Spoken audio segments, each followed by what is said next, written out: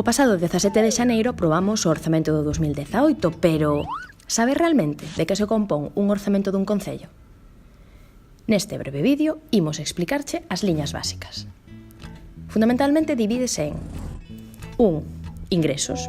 Aquí recóllense impostos, transferencias de outras administracións, ventas de patrimonio, taxas. E 2. Gastos, é dicir, en que invirte o concello o diñeiro que recada. Neste caso repártese en gastos correntes, isto é, mantemento de rúas, actividades, luces de Nadal, servizo de axuda no fogar. Son todos eses gastos necesarios para o bo funcionamento da administración, como se dunha casa se tratara. Neste capítulo, o Concello de Santiago gastou no ano 2016 un 91% do orzamentado en mantemento, un 99% en limpeza de rúas ou un 100% en escolas infantís.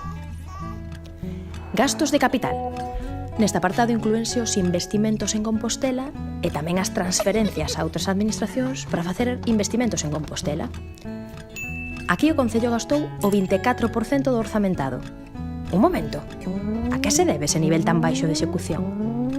En primeiro lugar, porque hai obras que comezamos nun ano, pero rematamos no seguinte. E iso sí, tranquilas, o diñeiro non se perde. Gardámolo para pagar esa obra. En segundo lugar, inflúen as baixas, é dicir, as diferenzas que hai entre o que orzamentamos inicialmente e as ofertas que presentan as empresas para facer as obras. En terceiro lugar, hai grandes investimentos que dependen de outras administracións, como a DAR, a Intermodal, e que levan aparecendo anos e anos no orzamento. Por último, porque nun orzamento municipal arrástranse proxectos ano a ano que fan que a cifra coa que partimos non sexan os 10 millóns que orzamentamos aproximadamente cada ano, senón o dobre. Algúns deses gastos non son executables. Son investimentos de anos pasados recurridos en tribunais, outros como consecuencia da burbulla inmobiliaria, etc., etc., pero deben reflectirse igualmente no orzamento tirando a baixa de execución. De feito, se tiveramos únicamente en conta os compromisos reais que acadamos cada ano coa veciñanza, a execución neste capítulo de gastos de capital superaría o 50%. Gastos financeiros, o que temos que orzamentar para pagarlle aos bancos as débedas de outros exercicios.